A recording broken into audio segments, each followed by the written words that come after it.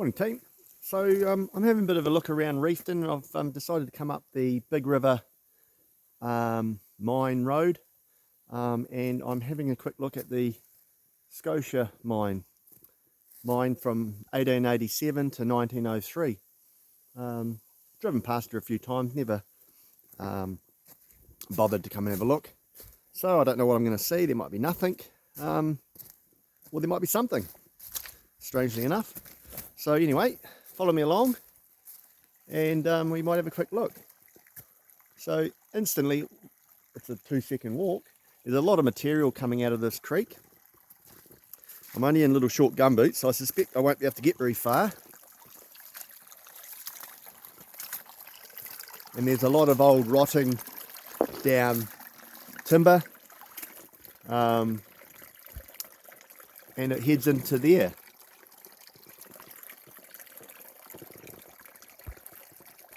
So anyway, I might duck my head and see if I can see anything. If I can't, I'll move on. If I can, or you'll see this video and you'll know that I found something. So I'm just inside. Good size inside, lots of cave weeders though, which is a good sign. Nice healthy environment. See if I can flip the camera without dropping it in the water. Yeah, so it keeps on going in. It is quite muddy, so be worthwhile if you come down here, wear some decent gumboots for a bit of a mooch around.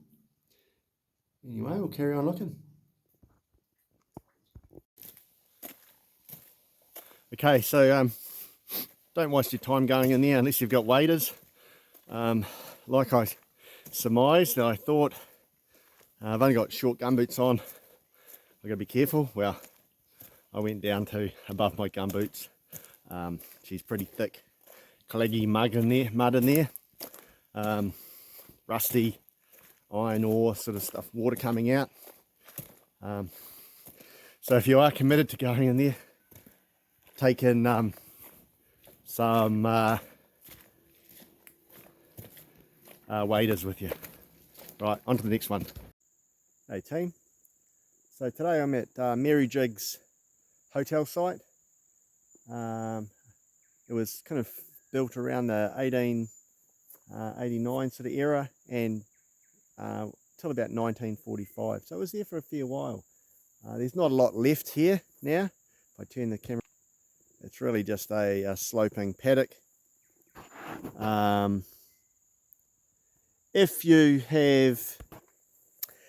you've got a decent metal detector that you can discriminate better than I only got a gold monster, then there's a good chance that you'll be able to find some stuff other than junk everywhere.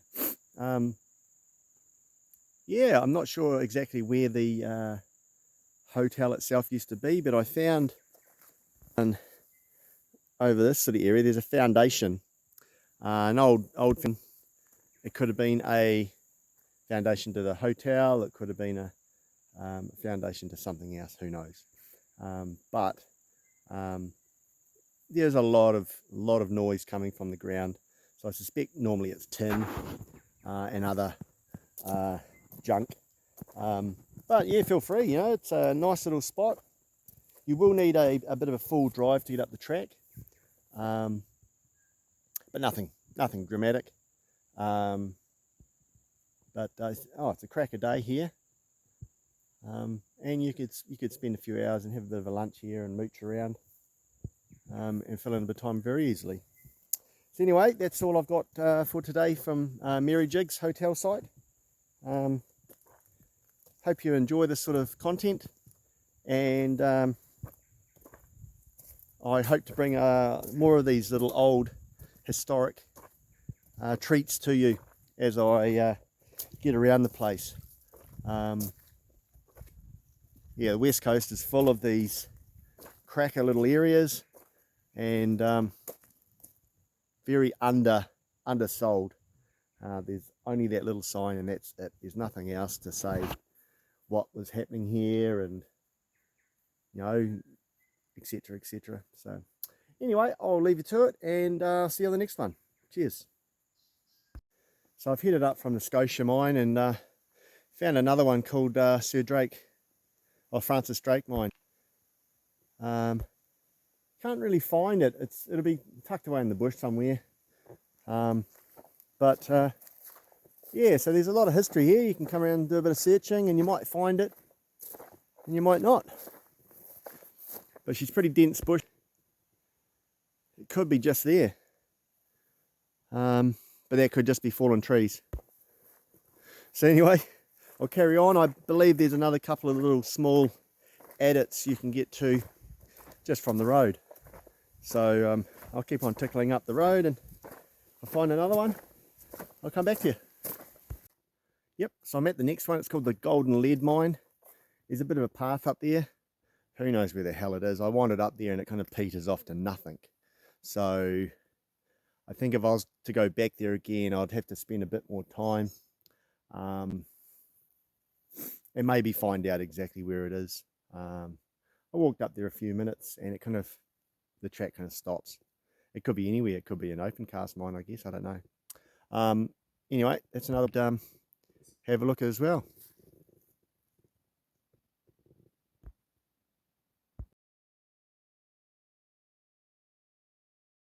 So I'm making my way into Big River, and these are one of the old treatment sites, which I think they used to put arsenic and stuff to deal with the gold. Let's have a look.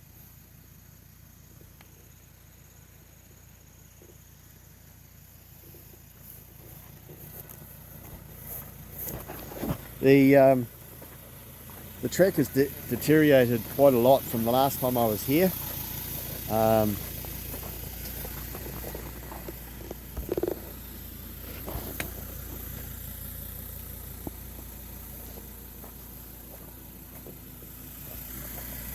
There's obviously been some big floods, and as a consequence the road has changed in a few spots, but not too bad all in all. G'day, so I've come up to Big River to look at the old stamper and the poppet head and stuff like that. I don't know if I'll head up to the poppet head today. I'm kind of running out of time. But just here on the entranceway in, you'll see some old tracks which are still in the centre of the track. So they obviously had the little carts heading that way. But this is what you see. So Doc has gone through and built this over the top of all the workings inside. Yeah, so you can head up there to the poppet head in the sawmill, 50 minutes. It looks like there is a track up there, but I won't be going up there today.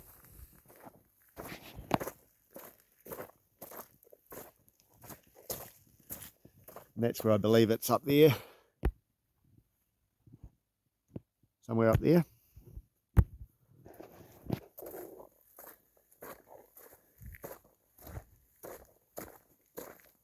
So how do we get in here?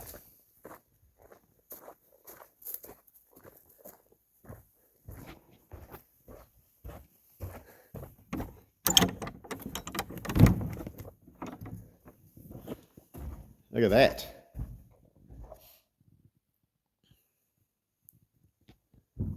So I guess these big drums ran the wire down into the poppet head.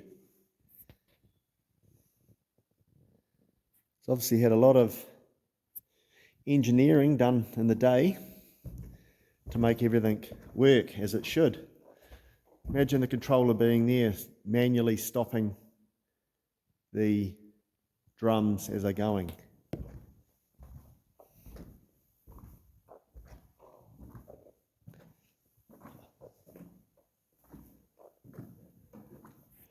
And pistons, and if you see there, the brakes, they were wooden. So I can imagine that if you had a bit of a runaway, they would have been smoking up. So you disengage and engage the gear, spline drives.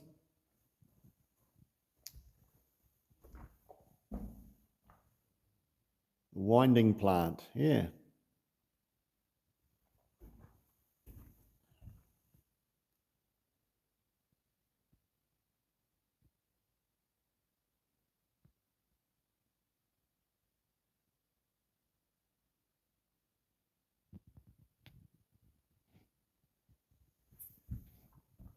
So that's the cyanide plant that we were at just before.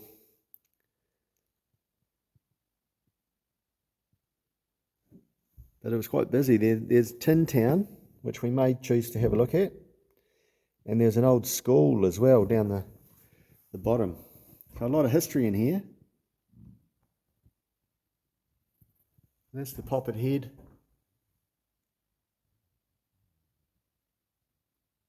And the adits that were pushed in. Amazing. Big industry back in the day.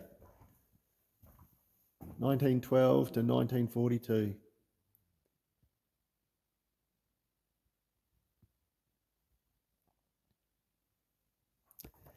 So it was run by steam, which is this thing here.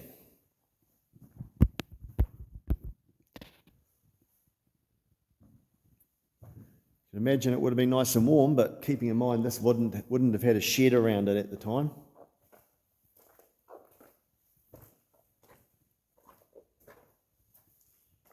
And these are all the tubes, the boiler tubes.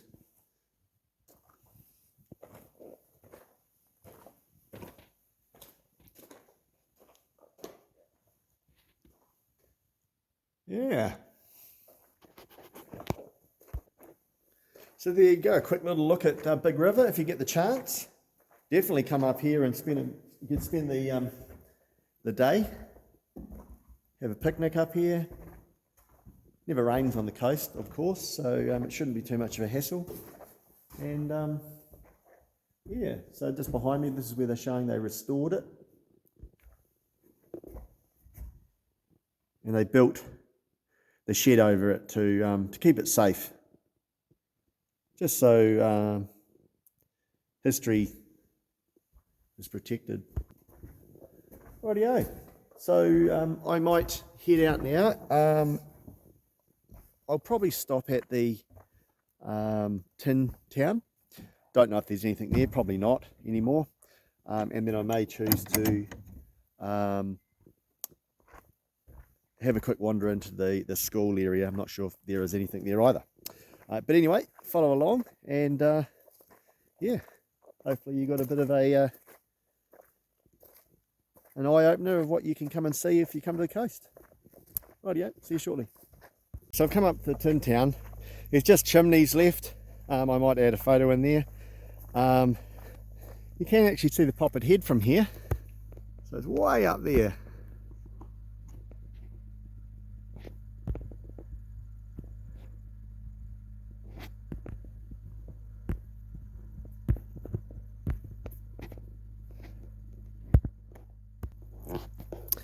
And obviously that runs down to the actual mine site.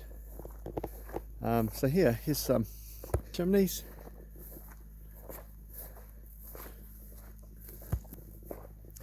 Obviously very old, and there's actually a prospecting company here at the moment. So we'll just leave them alone. They're over behind me there.